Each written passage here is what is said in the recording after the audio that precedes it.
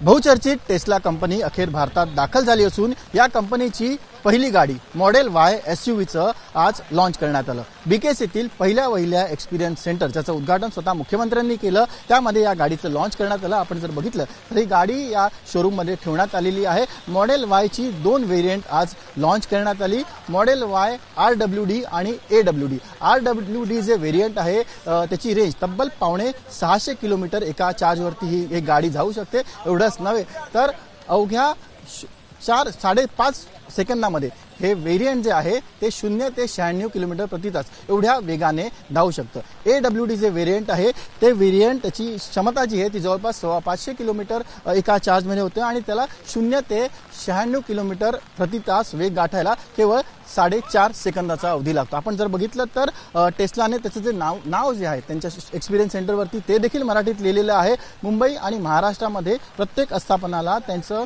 जे नाव आहे ते मराठीत लिहिणं बंधनकारक आहे आणि त्या नियमाचं पालन झालेलं आपल्याला इकडे दिसून येतं। जवळपास 50 लाखांच्या घरामध्ये या गाड्या उपलब्ध होणार असल्याची माहिती सध्या वर्तवली जाते। टेस्लाचं पहिलं एक्सपिरियन्स सेंटर जे आहे ते मुंबईत सुरू करण्यात आलेलं आहे। टेस्लाची डीलरशिप, त्याची विक्री या सगळ्या गोष्टी आता मुंबईतून लवकरच सुरू केल्या जाईल। ज्या गाड्यांची सध्या महाराष्ट्र देशात विक्री होणार आहे त्या सगळ्या गाड्या चीनच्या शांघायमध्ये बनवण्यात आलेल्या आहेत। मात्र लवकरच या गाड्यांची देशात देखील निर्मिती करण्यासंबंधीच्या हालचाली सुरू असल्याची माहिती आहे।